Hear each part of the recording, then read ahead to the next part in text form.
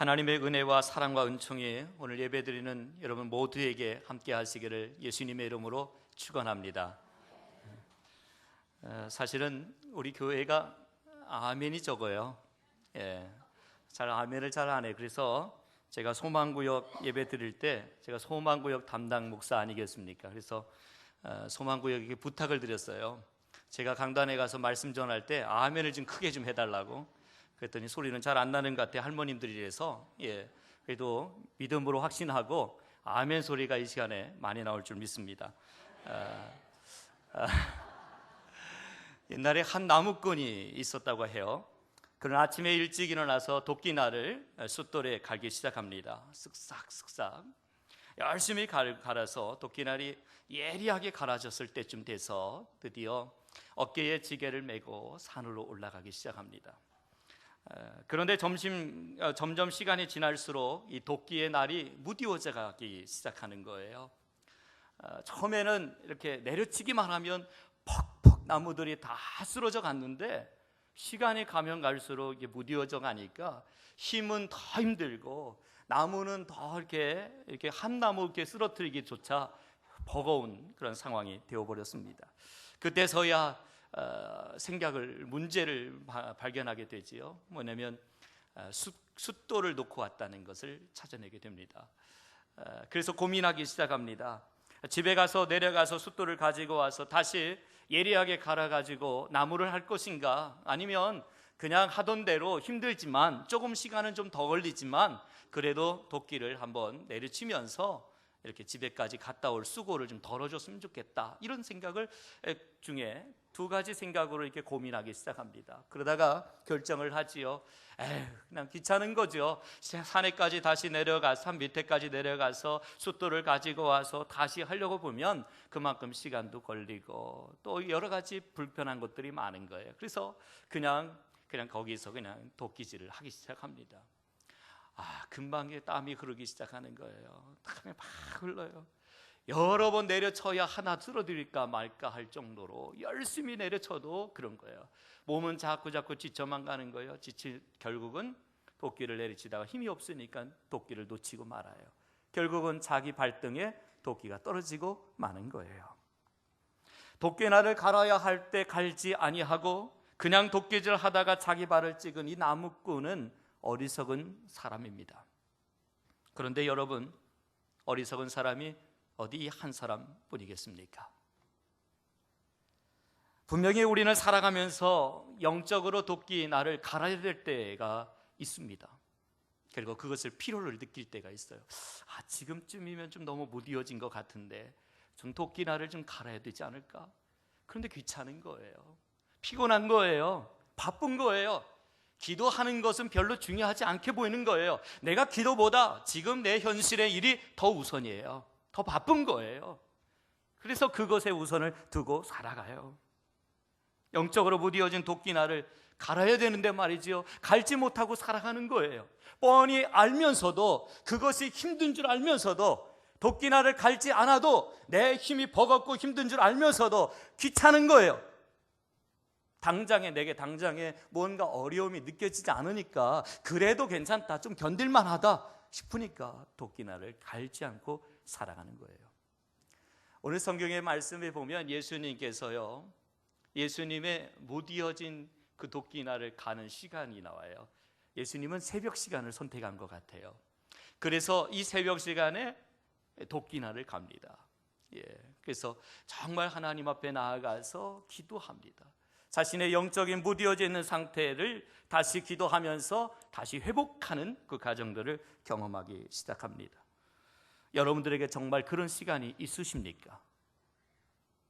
때로 우리가 하나님을 위해서 무엇인가를 하기 위해서 이곳저곳으로 뛰어다닙니다. 나름대로 열심히 한다고 합니다. 주변의 사람들도 인정해 줍니다. 야, 너는 참 신앙생활 잘하는 것 같아. 성가대도 가서 봉사하고 교사로도 봉사하고 교회 봉사의 일들을 다 하니까 주변의 사람들이 인정해 주는 거예요. 야, 너 참 멋있다. 너 신앙생활 참 잘한다. 그런데 정말 놓치고 있는 것들이 있어요. 성경학자 토저라는 사람이 이런 말을 했어요. 열심히 있는 그리스도인들이 범하기 쉬운 가장 보편적인 과오는 하나님의 일에 너무 바빠서 하나님과의 교제를 게을리하는 일이다. 하나님의 일을 한다고 하면서 하나님과의 교제는 끊어버리는 거예요. 하나님과의 교제의 시간이 없는 거예요. 아유, 주님 아시잖아요. 제가 성가대 봉사하려면 이른 아침부터 달려와서 연습해야 되고 해야 되는 거 주님 아시잖아요. 제가 주님을 위해서 이렇게 시간을 많이 드리잖아요. 제가 교회 학교 봉사하기 위해서 일일 일찍부터 교재를 준비하고 공과를 준비해서 아이들을 만나야 되는 거 주님 아시지 않습니까? 옳습니다. 맞습니다. 그런데 정말 하나님과의 영적인 교제 없이 일로만 그 일이 주어진다고 한다면 어떻게 되겠습니까? 그래서 토저는 이런 말을 계속합니다. 하나님과의 교제를 등한히 여기는 사람들은 조만간 하나님의 일에 대한 의욕을 잃어버리게 될 것이고 시험에 들 가능성이 많아진다. 저도 이 토저의 지적에 동의합니다. 보십시오. 예수님이 사역하는 동안에 3년이라는 짧은 시간 동안에 사역을 했습니다. 그러나 주님의 사역은 전 세계의 역사를 바꿔놓을 수 있는 위대한 일들을 하지 않았습니까? 병든 자가 예수님을 만나면 치료되었고요. 어떤 귀신 들린 자도 예수님을 만나기만 하면 그 귀신으로부터 노임을 받았습니다. 예수님의 능력 있는 사역의 비밀이 뭐였습니까? 오늘 우리가 읽은 본문에 보면 예수님의 능력 있는 사역의 비밀, 그에게 능력의 통로를 한마디로 기도라고 이야기하고 있어요. 예수님에게 있어서 기도 시간은 마치 영적 칼을 가는 시간입니다. 예수님은 산에서 혼자 기도하시다가 때로는 새벽을 맞기도 하고 아니면 이른 새벽에 달려나가서 기도하시기도 하셨습니다. 오늘 본문의 35전의 새벽 아직도 밝기 전에 예수께서 일어나 나가 한적한 곳으로 가서 거기서 기도하시더니 말씀합니다. 여기 보면 새벽 일찍 예수님은 잠에서 깨어나 따로 한적한 곳에 가서 기도하셨다고 말합니다. 예수님에게 있어서 그 무엇보다도 그 어느 것보다도 기도의 열망이 강했습니다. 여기서 사용된 새벽 아직도 밝기 전에 라고 하는 이 표현이요, 우리가 주목할 필요가 있어요. 이것은 바로 전날 하루를 예수님께서 어떻게 살았는지를 이해할 때 이 단어를 분명히 이해할 수 있어요. 마가복음 1장에 보면 예수님의 하루 스케줄이 나와요. 한번 보실래요? 21절에 보면 예수님은 안식일 오전에 회당에서 가르치시는 일을 해요. 그런데 아마도 그 가운데 귀신 들린 사람이 있었던 모양이지요. 그 사람이 너무 요란스럽게 시끄럽게 하니까 예수님이 또 그에게 가서 그 귀신 들린 사람을 치료하십니다. 또 29절에 보면 예배후 회당에 나오셔서 시몬 베드로의 집에서 잠시 쉼을 좀 청하려고 갑니다. 가서 보니 베드로의 장모가 열병에 고생하고 있는 모습을 보게 되죠. 그래서 예수님께서 그의 열병든 그 장모를 고치게 됩니다. 어느새 저녁이 되었는데 예수의 소문이 온 동네에 퍼지기 시작합니다. 그래서 온 동네 병자들이 그 집 앞에 몰려들기 시작합니다. 그래서 예수님께서 일일이 그들을 저녁 늦게까지 고치시는 일들을 진행합니다. 32절에 보면 저물어 해질 때라는 표현이 나오죠. 예수님의 치유 사역은 저녁까지 계속적으로 이어지고 있다고 하는 표현입니다. 또 33절에 보면 온 동네가 그 문 앞에 모였더라 이야기합니다. 예수님은 모여든 이들을 다 치료하시고 귀신을 내어쫓으셨습니다. 한번 생각해 보실래요? 예수님의 사역이요, 많이 피곤하지 않겠습니까? 많이 지치지 않겠습니까? 여러분, 사람을 만난다는 것이 그렇게 쉽지 않아요. 많이 피곤합니다. 특히 목회자들도 많은 사람들 만나지 않습니까? 그분들 이야기를 들어주고 함께 기도해주고 함께 하는 것들 또한 많이 피곤합니다. 그런데 지금 예수님은 각종 병든 자들 플러스 귀신 들린 자들까지 대하고 있습니다.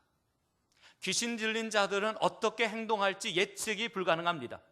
어떻게 이들이 반응할지 예측이 불가능합니다. 그러니까 더욱 신경 써야 되고 그러다 보니 더 피곤합니다.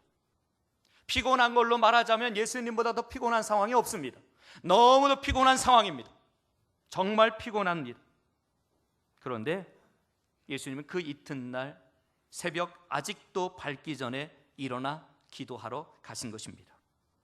전날 너무 바쁘셨기 때문에 그 이튿날까지 늦게까지 주무시고 싶으실 저 생각은 그렇게 생각을 되지만 그렇지 아니하고 일찍 일어나는 거예요.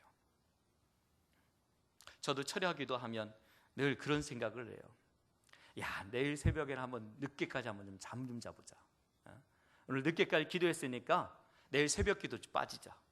그래서 집에 가서 작정을 하고 핸드폰을 끕니다. 핸드폰 알람이 울려서 혹이나 일어나면 억울하잖아요. 그래서 핸드폰을 끕니다. 그래, 자면요 여지없이 5시 되면 눈을 떠요. 얼마나 억울한지 몰라요. 정말 억울해요. 오늘은 참 늦게까지 기도했으니까 내일 새벽 기도 빠지고 늦게까지 쉬어야지. 야, 하나님이 나를 좀 쉬게 좀 했으면 좋겠다. 딱 자는데 5시 되면 눈을 탁 떠요.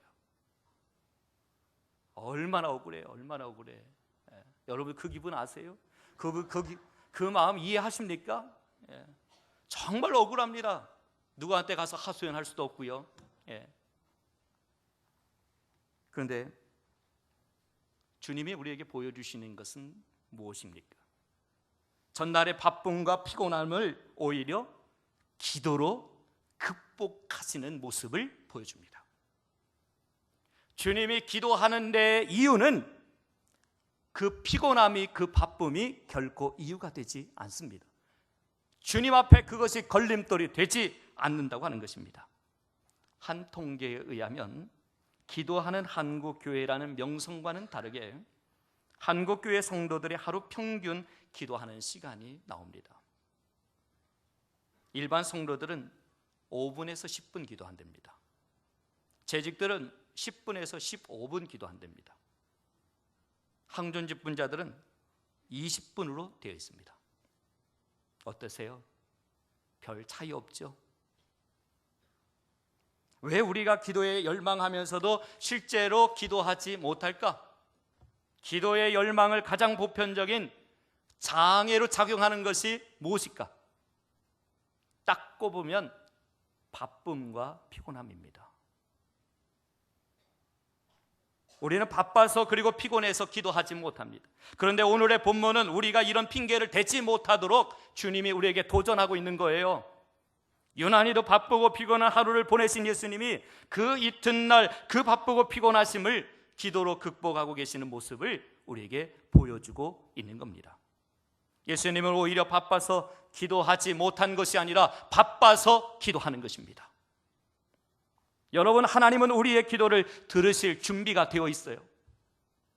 우리가 만일 우리의 바쁨을 핑계하지 않고 그분에게 나아갈 수만 있다고 한다면 그분은 우리에게 응답하십니다. 문제는 그분이 바쁘신 것이 아니라 우리가 우리의 바쁨으로 핑계하고 있다고 하는 것이 문제입니다. 많은 사람들은 요즘은 너무 바빠서 기도할 틈이 없어요. 너무 피곤해서 오늘은 기도 좀 쉬어야 되겠어요. 이런 이야기를 합니다. 제가 부끄러운 솔직한 고백을 하나 드리겠습니다. 여러 이렇게 사역들로 인해서 많이 몸이 지쳤던 모양이에요. 많이 힘들었던 모양이에요. 그래서 하루 종일 힘도 없고 기운도 없었어요. 그래서 또 마침 그날이 금요일이었고 금요일 전체 심야 기도회가 있는 날입니다. 마음 같았으면 그냥 다른 목사님한테 좀 해달라고 부탁하고 싶고 좀 쉬고 싶은 마음인데 또 맡았으니까 해야 되잖아요. 그래서 제 생각이 그런 생각했어요. 오늘은 좀 적게 오겠지. 적게 올 테니까 의자를 한 10개만 이렇게 둥글게 해놓고 그냥 빨리 끝내고 집에 가서 쉬어야 되겠다. 이 생각을 가졌어요. 제가요. 그렇게 하고 기도회를 시작하려고 하는데요. 문이 덜컥 한 명이 들어와요. 덜컥 덜컥 덜컥 덜컥 덜컥 덜컥 덜컥 들어오는데요. 와, 꽉 찼어요. 와, 저 생각은요, 한 10명도 올까 싶어서 의자 10개만 갖다 놓고 기도회를 진행할 생각으로 준비하고 있었어요. 그런데 하나님이 기도의 사람들을 붙여주셔요. 그것도 평소에는 한 10시 반쯤 끝나는데 11시 반까지 했어요. 하나님의 성령의 임재가 얼마나 강력하게 임하는지 그때서야 비로소 깨달은 거예요. 나는 그 피곤하다는 것이 핑계가 돼서 기도를 쉬려고 하는데 주님은 그 가운데도 놀라운 은혜 가운데 역사하는 것들을 저는 보게 되었습니다. 사랑하는 여러분, 바쁠수록 우리는 더 기도해야 합니다. 루터는 말합니다. 바쁠수록 더 기도하자.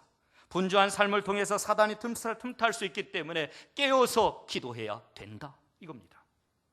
시중에 나와 있는 책 중에 윌러크레 교회의 비하라헤베리스 목사님이 쓴 책 제목을 보면 너무 재밌습니다. 너무 바빠서 기도합니다, 이 책입니다. 책 제목만 봐도 우리에게 주는 메시지가 있다고 생각합니다. 그렇다면 왜 이렇게 예수님은 기도의 삶을 살았을까? 예수님의 기도에 대한 생각과 우리가 생각하는 기도에 대한 생각은 다릅니다. 여러분, 그렇게 알고 계십니까? 예수님의 모습은 저와 여러분들이 왜 기도에 대한 열망을 가져야 하는지를 보여줍니다. 사랑하는 성도 여러분, 왜 우리는 기도에 대한 열망을 가져야 되겠습니까? 첫째는 바로 기도가 하나님과 교제하는 것이요, 하나님이 주시는 능력을 공급받는 시간이기 때문입니다. 여기서 먼저 우리는 기도가 하나님과 교제하는 것이라는 것에 주목할 필요가 있습니다. 적어도 예수님에게 있어서 기도란 하나님을 만나는 시간이요, 하나님 앞에 쉼을 얻는 시간이요, 하나님 앞에서 새로워지는 시간입니다. 기도는 단순히 종교적 행위를 말하는 것 아닙니다. 옛날 우리네 어머니들이 하던 무슨 정성을 쌓는다든지 자신의 공덕을 쌓는 것을 말하는 것 아닙니다. 그렇게 따지면 무당들이 더 많이 기도하죠. 산마다 가면 촛불 켜놓고 얼마나 많이 기도합니까? 그런데 이들은 기도를 자기 소원에 성취하는 도구로 생각하게 됩니다. 그래서 정성이 부족하다, 정성을 들여라 이야기하지 않습니까? 그렇다고 해서 오해하지 마십시오. 저는 지금 응답받기 위해 기도하는 것이 잘못됐다고 말하고 싶어 하는 것이 아닙니다.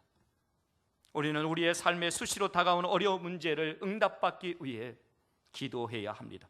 그럼에도 불구하고 여기서 짚고 넘어가야 할 분명한 것, 기도의 진정한 목적은 응답이 아니라 하나님과의 교제라고 하는 것에 있습니다. 오늘 성경에 예수님이 그것을 보여주는 거죠. 여러분들 모습 생각해 보실래요? 여러분 언제 기도하십니까?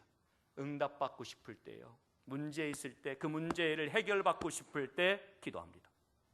그런데 주님은 그렇지 않아요. 주님은 하나님과 영적인 교제를 하기 위해서 기도합니다. 다르지요? 기도의 목적은 응답이 아닙니다. 기도의 목적은 하나님과의 영적인 교제가 목적입니다. 여러분도 그렇게 생각하십니까? 우리는 대개 응답의 이유가 있을 때, 뭔가 문제가 발생됐을 때 그 문제를 속히 해결받기 위해서 나와 기도합니다. 그러나 문제가 없을 때는 기도하지 않습니다. 왜냐하면 그의 기도의 목적은 응답에 있기 때문에 그렇습니다. 그러나 기도의 진정한 목적은 응답이 아니라 하나님과의 교제입니다. 여러분 모세를 아십니까? 그는 40일 동안 시내산에 올라가서 하나님과 대면합니다. 그리고 산에서 내려오는데 그의 얼굴에 빛이 났다고 이야기하죠. 하나님과 만나고 그분의 음성을 듣는 것이 그의 얼굴을 빛나게 만듭니다. 그에게 잠자는 시간, 먹는 시간, 쉬는 시간보다 하나님 만나는 시간, 그 시간이 힘을 얻는 시간이요, 건강을 회복하는 시간이요, 세상을 이길 지혜를 얻는 시간입니다. 우리가 잘 아는 종교개혁자 루터는 기도의 사람입니다. 그가 기록한 일기에 보면 나는 요즘 너무 바빠진다. 그래서 나는 더욱더 많은 시간을 기도할 필요를 느낀다. 루터 역시 기도는 삶의 피곤을 극복할 수 있는 새로운 힘의 원동력이고 세상을 이길 하늘의 용기를 얻는 공급원이라고 고백하고 있습니다. 바빠지기 때문에 기도할 시간을 낼 수 없다고 핑계하는 우리들의 모습과는 너무나 다른 것입니다. 그래서 우리의 신앙의 선배들은 이런 기도의 격언을 만들어서 피차 기도하는 삶을 격려했다고 하지요. 당신이 기도할 수 없을 정도로 바쁘시다면 당신은 정말 바쁜 것임에 틀림없습니다. 사랑하는 여러분, 하나님의 아들이신 예수님에게도 기도의 필요가 있었다고 한다면 연약한 인생을 살아가는 우리에게 있어서 그 무엇보다 필요한 것이 기도 아니겠습니까? 기도에 목마름이 있으십니까? 그러면 이제 바쁘다는 핑계를 포기하지 마십시오. 포기하십시오. 그리고 기도하십시오. 시편 기자는 하나님이여 사슴이 시냇물을 찾기 위해 갈급한 것 같이 내 영혼이 주를 찾기 위해 갈급하나이다. 여러분의 열망은 무엇입니까? 주님의 열망은 하나님을 만나고 하나님과 교제하는 것에 있었습니다. 그렇기 때문에 일부러 기도하기 위해 장소를 찾고 시간을 청하여 주님 앞에, 하나님 앞에 나아갔습니다. 아마 예수님이 새벽을 선택하신 이유도 하나님과 교제하기에 가장 적절한 시간이라고 선택했는지도 모르겠습니다. 저 개인적으로도 생각할 때 새벽 기도가 주는 의미가 대단히 크다고 생각합니다. 하루의 첫 대화를 하나님과 시작하는 것입니다. 저는 오늘 여러분에게 묻고 싶습니다. 여러분들의 열망은 무엇입니까? 여러분들이 정말 기도하기 위해 얼마나 애를 쓰고 계십니까? 보십시오. 어쩌다가 한번 새벽에 나오면 기도의 사람이 되기 어렵습니다. 어쩌다가 한번 말씀 읽으면 말씀의 사람이 될 수 없습니다. 하나님을 만나고 싶은 열망을 가지고 하나님 없이는 살 수 없다고, 하나님께서 내 삶에 역사해야 한다고 갈급한 마음을 가지고 날마다 하나님 앞에 나아가 기도하는 사람이 될 때 그를 진정 기도의 사람이라고 말할 수 있는 것입니다. 사랑하는 여러분, 여러분들은 정말 기도해야 할 필요를 느끼고 있습니까? 하나님 없이는 살 수 없다고 느끼십니까? 만약 저와 여러분이 그런 마음으로 하나님께 기도한다면 하나님은 오늘도 우리의 삶의 현장 속에서 기적을 반드시 일으키실 것입니다. 두 번째 이유는 기도를 통해 우리의 삶이 충동적인 삶이 아니라 하나님의 뜻을 이루는 집중적인 삶을 살기 위해서입니다. 대체로 기도하는 사람은 충동적인 삶을 살지 않습니다.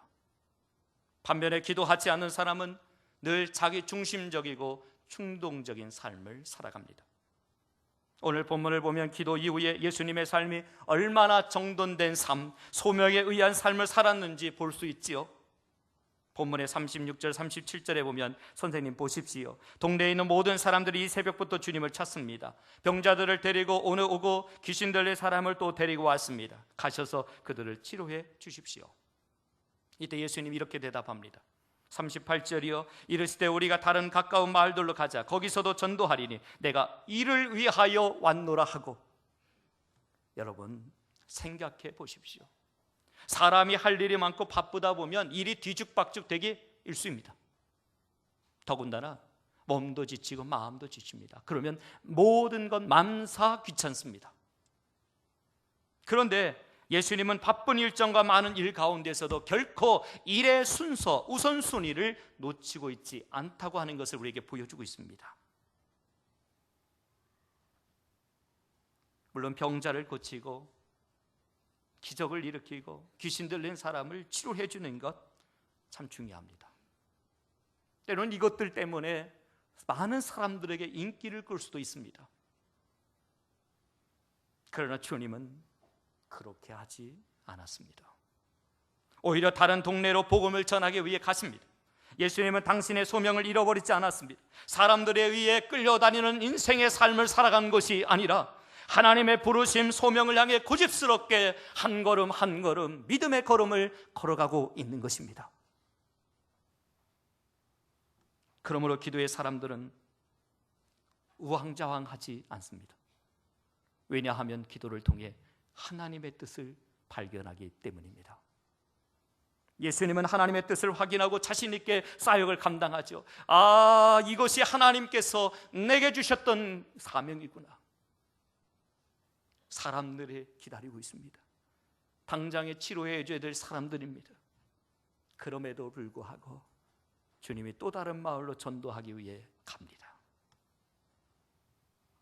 예수님은 기도하심으로 충동적이 아니라 또 사람들에게 이끌려 사역한 것이 아니라 아버지 하나님의 뜻을 따라 균형 있는 삶을 살아가셨습니다. 그렇습니다. 기도는 우리의 삶에 하나님의 뜻에 맞도록 조정하십니다. 혹시 여러분들의 하루하루의 삶이 어떠하십니까? 우리 중에 어떤 사람은 충동적인 삶을 삽니다. 그래서 늘 후회합니다. 이럴 줄 알았으면 이렇게 하지 말걸, 저럴 줄 알았으면 저렇게 하지 말걸. 사람들이 후회하는 삶을 사는 것은 목적 없는, 소명 없는 충동적인 삶을 살기 때문 아니겠습니까? 고든 맥도날드가 그가 쓴 명저 내면 세계의 질서와 영적 성장이라는 책에 보면 현대를 살아가는 모든 사람들의 삶의 형태는 두 가지 유형이 있다라고 이야기를 합니다.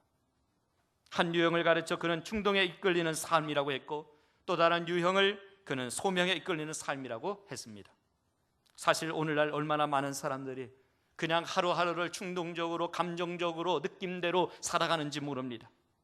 그러다가 일을 그르치고 상처받고 상처 주고 때로는 인생에 오직 상처뿐이 남은 그 전쟁터로 남겨지게 되는 것입니다. 그러나 소명에 이끌리는 삶은 다른 차원의 삶을 살아가게 됩니다. 예수님은 무엇을 먼저 해야 할 것인가를 알고 있습니다. 예수님은 여론을 경청하지만 여론에 의해 흔들리지 않았습니다. 사람들의 생각보다는 하나님의 뜻에 더 중요함을 아셨기 때문입니다. 이런 삶이 열망되지 않으십니까? 이것이 기도의 열망을 현실화한 당당한 성도의 삶의 모습인 것입니다.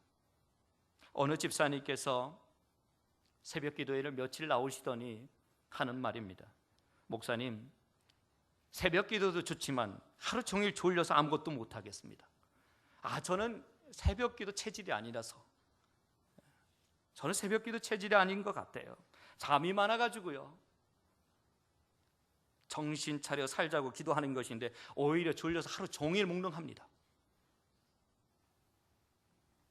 그러나 여러분, 새벽 기도하고 종일 졸리시는 분들 들으십시오. 피곤하고 몽롱하게 하루를 지낸다 하더라도 기도하는 사람은 영적으로 깨어있는 사람입니다. 아무리 새벽에 나와 기도 졸더라도 그 사람은 하나님이 기억하시는 사람입니다. 그러나 반대로 제대로 기도하지 않고 사는 성도는 아무리 똑똑하게 사는 것 같아도 사실은 영적으로 잠들어 있는 상태에 있다고 하는 것 기억하십시오. 자신은 똑똑한 것 같은데 유혹과 시련이 닥쳐오게 되면 믿음을 지키지 못하고 곧 넘어집니다. 그렇기 때문에 새벽 예배 시간에 와서 졸더라도 피곤해도 기도하시기 바랍니다. 사랑하는 여러분, 성도들의 삶이 언제 취해지는지 아십니까? 하나님의 뜻과는 관계없이 이기적으로 중심적인 삶을 살아가고자 할 때입니다. 왜 사회적 지탄의 대상이 한국교회가 지탄의 대상이 되고 있습니까? 하나님의 뜻을 무시한 채 욕심에 끌려, 탐욕에 끌려, 인간적인 생각에 매여, 인간적인 인기에 매여 살아가니까 한국교회가 지탄의 대상이 되고 있는 것입니다. 정말 한국교회가 몸부림치며 정말 하나님의 뜻을 알고 그 뜻을 행하기를 위하여 기도하며 나간다고 한다면 하나님은 그 교회를 통하여 반드시 이 땅 위에 복음의 역사를 일으켜 가실 것입니다. 어느 목사님의 글에 보니까 이런 이야기가 나와요. 어떤 부부가 같은 의자에 앉아서 열심히 기도하고 있는 거예요. 그런데 잘 들어보니까 좀 이상한 거예요. 남편은 채워주소서 오 주님 채워주소서 기도하는 거예요. 그런데 그 옆에 앉아서 기도하는 부인은 가져가소서 오 주님 가져가소서 기도하고 있는 거예요. 그래서 이상하다, 저 부부는 왜 저렇게 기도하지? 목사님이 이상한 생각이 들어서 그 뒤에 조용히 가서 듣습니다. 그때 부인의 기도가 이런 거예요. 하나님이 이 인간 채워줘봤자 자기밖에 모르니 차라리 가져가소서, 자기밖에 모르니 가져가소서 오 주님 가져가소서 기도하는 거예요. 사랑하는 여러분, 우리가 이 땅을 살아가는 목적과 이유가 무엇입니까? 저는 가장 큰 사명이 잃어버린 한 영혼을 하나님께로 인도하는 일이라고 생각합니다. 우리의 삶의 가장 중요한 것이 이 땅에만 목적을 두고 이 땅에만 치중하여 살아갈 것이 아니라 영원한 하늘나라를 소유한 자답게 살며 아직 주를 알지 못하는 잃어버린 영혼들을 하나님께로 인도하는 일이라고 생각합니다. 38절, 이르시되 우리가 다른 가까운 마을들로 가자, 거기서도 전도하리니 내가 이를 위하여 왔노라 하시고, 주님이 이 땅을 사시면서 내가 이를 위하여 왔노라고 하셨던 것처럼 결국 이 땅을 사는 목적이 바로 이 일을 위해서 살아가야 되지 않겠습니까? 우리 창조교회가 10월 한 달 동안 전도하는 달로 보내려고 합니다. 우선 이 일을 위하여 기도해 주십시오. 그러면 분명한 목표와 방향이 여러분들에게 보여질 것입니다. 그리고 전도 대상자를 믿음으로 정하시고 그를 위하여 기도로 준비하십시오. 그리고 그를 초청하십시오. 하나님께서 반드시 역사하실 것입니다. 누군가 무디 목사님에게 도대체 어떻게 하면 교회가 부흥을 합니까? 라고 질문했다고 하지요. 일생 동안 100만 명을 전도했던 이 무디 목사님이 이렇게 답을 합니다. 진지하게 영혼을 생각하면서 하루에 5분이라도 기도하는 사람이 그 교회에 20명만 있다면 그 교회는 반드시 부흥하게 될 것입니다. 그렇습니다. 전도는 사람의 지식이나 힘으로 그리고 언변이나 외모로 하는 것이 아닙니다. 하나님의 은혜로 되어지는 것입니다. 미국에 잭 밀러라고 하는 농부가 살았습니다. 아주 성실한 사람입니다. 그런데 이 사람에게 하루는 고민이 생겼습니다. 내가 이렇게 사랑하는 주님, 내가 이렇게 사랑하는 주님을 전하고 싶은데 배운 것이 짧아서 내가 말하지 못하는 거예요. 더군다나 설상가상으로 수줍음이 너무 많아서 남 앞에 가서 말 한마디 꺼내기조차 어려워하는, 정말 두려워하는 사람입니다. 그래서 고민하기 시작한 거예요. 어떻게 하면 좋을까? 어떻게 하면 내가 전도할 수 있을까? 하루는 밖에 나가서 이렇게 앉아서 먼 산을 쳐다보고 있는데 그 마을에 철만 되면 철 따라 이 오리떼들이 날라오는 거예요. 그 오리떼를 보게 된 거예요. 무릎을 탁 친 거예요. 내가 할 수 없지만 할 수 있는 방법이 있다. 그래서 그물을 가지고 가서 그 오리를 잡기 시작합니다. 그리고 그 오리의 다리에 복음을 적은 종이 쪽지를 묶습니다. 1년에 200마리씩 그거를 몇 년 동안 했다는 거예요. 이상하죠? 이 멍청한 짓이 어디 있어요? 우리가 생각할 때 도대체 가당하지 않은 일 아닙니까? 그런데요, 이 새들이 철 따라 온 세계를 누비고 다닐 때마다 그것을 줍는 사람들로 하여금, 그것을 보는 사람으로 하여금 읽을 때마다 놀라운 기적과 역사가 일어나는 거예요. 하나님이 역사하셔서 복음의 능력을 나타내는 거예요. 비록 짧은 복음의 메시지지만 이 복음의 메시지를 읽는 사람들로 하여금 변화가 일어나는 거예요. 회개의 운동이 일어나는 거예요. 전도는 사람의 지식이나 힘으로, 경험으로, 지식으로 하는 것 아닙니다. 내가 할 것만 같으면, 내 능력으로 할 것만 같으면 못할 것 없다고 생각할 수 있지만, 그러나 전도는 하나님의 은혜로 되어지는 것입니다. 세 번째 이유는, 기도는 하나님이 성도들에게 주신 세상을 이기는 확실한 무기이기 때문입니다. 불신자들은 절망할 수 있어도 성도들이 절망하지 않는 것은 성도들에겐 세상을 이기는 무기, 즉 기도가 있습니다. 예수님의 능력 있는 사역은 언제든지 기도로부터 시작됩니다. 예수님의 사역을 보면 낮에 기적을 행하시거나 병자를 치료하시는 것은 너무나 쉽게 진행이 됩니다. 반면에 기도하실 때는 한밤중에 또는 새벽에 온 힘을 기울여서 기도합니다. 성경의 말씀 보실래요? 예수님이 손만 얹으면 어떤 병자도 나았습니다. 예수님이 입술을 열어 선포만 하면 어떤 질병도 떠나갔습니다. 그런데 주님은 기도하실 때 새벽 시간에 얼마나 눈물로 기도하는지, 예수님에게 있어서는 병자를 고치는 것보다 기도하는 것이 더 힘들었던 모양이에요. 어떤 때는 땀방울이 빗방울이 되도록 기도하지 않았습니까? 여러분들은 어떠십니까? 기도는 하나님과 연결되어 있는 생명의 탯줄입니다. 태아는 산모와 탯줄로 연결되어 있지요. 그 탯줄을 통해서 필요한 영양소를 공급받고 호흡을 할 수 있지 않습니까? 만약에 탯줄이 끊어진다고 하면 곧 사망에 이르고 말겠지요. 우리 하나님과 우리의 관계도 이 탯줄과 같은 것이죠. 기도라는 탯줄을 통해서 하나님께 생명을 부여받고 영적인 호흡을 할 수 있는 것입니다. 가령 여기 사과나무가 주렁주렁 맺은 그 사과를 맺고 서 있다고 한번 해보십시다. 제가 너무 탐스럽고 풍성해 보여서 그 사과나무의 사과를 가지를 잘랐다고 생각해 봅시다. 1분이 지나도 2분이 지나도 전혀 요동함 없습니다. 아무 문제 없는 듯 싶습니다. 여전히 탐스럽습니다. 먹음직스럽습니다.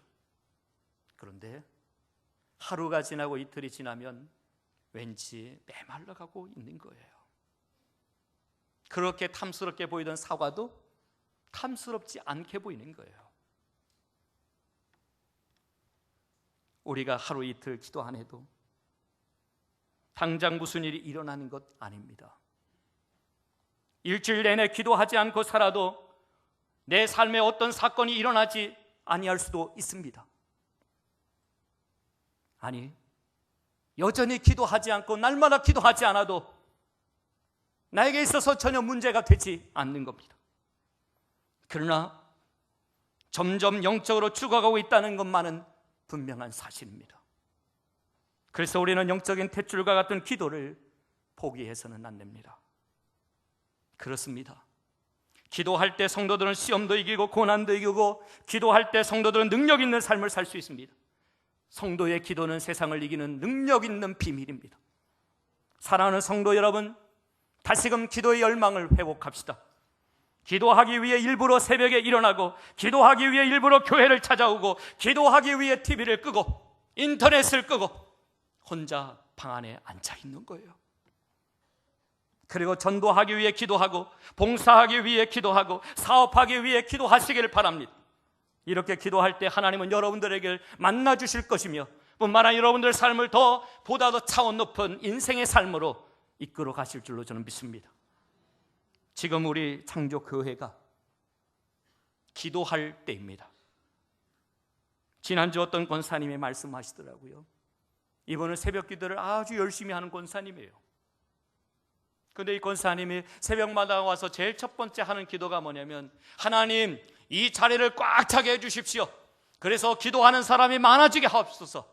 그렇게 기도한다는 거예요. 저는 얼마나 도전이 됐는지 몰라요. 한 번도 저는 그런 기도 해본 적이 없는데, 그 권사님은 제일 먼저 기도할 때, 하나님, 이 새벽 제단에 이 자리에 꽉 차게 해주십시오. 하루를 출발할 때 하나님의 음성 듣고 하나님과 대면하여 교제함 가운데 힘을 얻고 하루를 출발하게 하옵소서. 사랑하는 창조교회 여러분, 요즘 기도하기 참 좋습니다. 더불어 전도하기 참 좋은 때입니다. 우리는 그 무엇보다 기도의 열망을 회복하고 하나님이 주신 영혼 구원하는 일에 우리의 힘을 집중할 때입니다. 이것이 우리를 부르신 부름의 이유이기 때문입니다. 기도하겠습니다. 아버지 하나님, 감사합니다. 이 시간 왜 기도에 대한 열망을 가져야 하는지를 보여주시고 깨닫게 하심을 감사합니다. 기도가 하나님과 교제하는 것이요, 하나님이 주시는 능력을 공급받는 시간임을 알게 하셨습니다. 기도를 통해 우리의 삶이 더 이상 충동적인 삶이 아니라 하나님의 뜻을 이루는 집중적인 삶을 살게 하옵소서. 기도가 하나님의 성도들에게 주신 세상을 이기는 가장 확실한 무기임을 알아 기도하는 일에 더욱 힘을 기울이게 하옵소서. 은혜의 하나님, 저희들이 기도의 열망을 다시금 회복하게 하옵소서. 기도하기 위해 일부러 새벽에 일어나게 하시고, 기도하기 위해 일부러 교회를 찾아오게 하시고, 기도하기 위해 홀로 있게 하옵소서. 무엇보다도 우리가 해야 할 가장 중요한 일이 영혼 구원하는 일임을 알아 기도하며 전도하게 하옵소서. 그러게 하실 주님을 찬양하오며 우리 구주 예수 그리스도의 이름으로 기도드리옵나이다. 아멘.